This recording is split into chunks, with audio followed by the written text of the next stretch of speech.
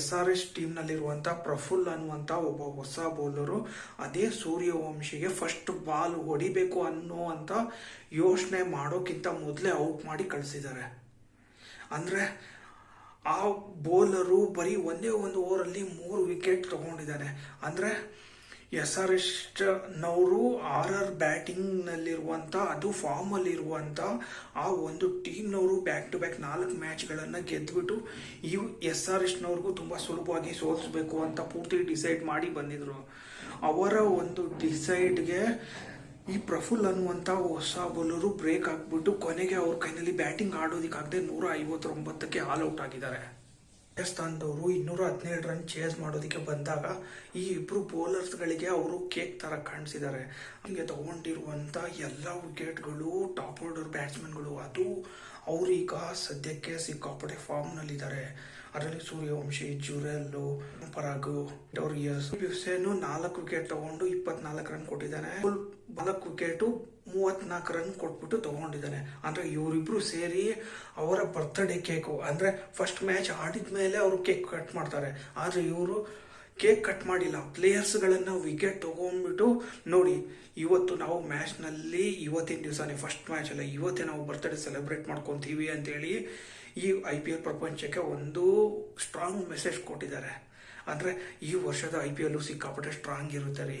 ಇಷ್ಟು ದಿವಸ ನಾವು RCB, RR ಈ ಎರಡೇ ಸ್ಟ್ರಾಂಗ್ ಟೀಮ್ ಇರೋದು ಅಂತ ನಾವು ಯೋಚನೆ ಮಾಡ್ತಾ ಇದ್ರೆ ಈ ಒಂದು ಗ್ರೂಪ್ಗೆ SRHನವರು ಕೂಡ ಸೇರ್ತಾ ಇದ್ದಾರೆ. ಯಾಕೆ ಅಂದರೆ ಅವ್ರದ್ದು ಬರೀ ಬ್ಯಾಟಿಂಗ್ ಲೈನಪ್ ಮಾತ್ರ ಸ್ಟ್ರಾಂಗ್ ಇತ್ತು.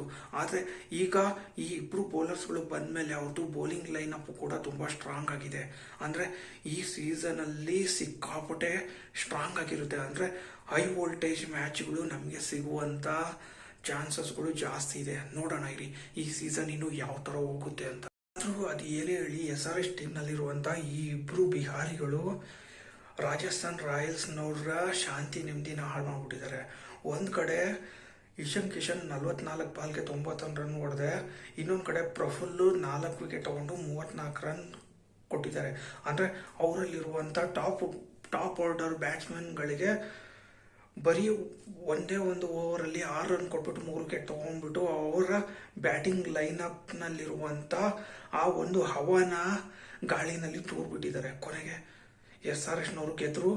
ರಾಜಸ್ಥಾನ್ ರಾಯಲ್ಸ್ನವ್ರಿಗೆ ಆ ಒಂದು 217 ರನ್ ಚೇಸ್ ಮಾಡ್ಲಿಕ್ಕಾಗಿಲ್ಲ, 159ಕ್ಕೆ ಎಲ್ಲರೂ ಆಲ್ ಔಟ್ ಆಗಿದ್ದಾರೆ. ಈ ರಾಜಸ್ಥಾನ್ ರಾಯಲ್ಸ್ಗೆ ಕಂಪೇರ್ ಮಾಡಿದ್ರೆ RCBನವರು ಅವ್ರಿಗೆ 201 ರನ್ ಟಾರ್ಗೆಟ್ ಕೊಟ್ಟಿದ್ರು, ಅದು 8 ವಿಕೆಟು.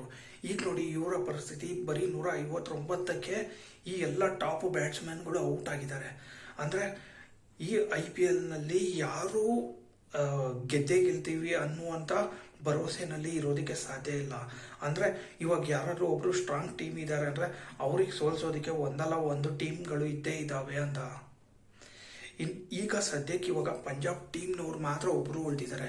ಅಂದರೆ ಅವ್ರು ಇಲ್ಲಿವರೆಗೂ ಯಾವುದು ಮ್ಯಾಚ್ ಸೋತಿಲ್ಲ. ಅಂದರೆ ಒಂದೇ ಒಂದು ಮ್ಯಾಚ್ ಮಳೆಯಿಂದ ಕ್ಯಾನ್ಸಲ್ ಆಗಿ ಆ ಮ್ಯಾಚ್ ಒಂದು ಡ್ರಾ ಆಗಿದೆ. ಹಂಗಾಗಿ ಅವರಿಗೆ ಒಂದು ಸೋಲ್ ಸಿಕ್ಕಿಲ್ಲ. ನೋಡೋಣ ಇನ್ನು ಮುಂದೆ ಬರುವಂಥ ಮ್ಯಾಚ್ಗಳಲ್ಲಿ ಅವರು ಹಾಗೆ ಅನ್ಬೀಟನ್ ಆಗಿರ್ತಾರೋ ಅವರು ಕೂಡ ಸೋತೋಗ್ತಾರೆ ಅಂತ.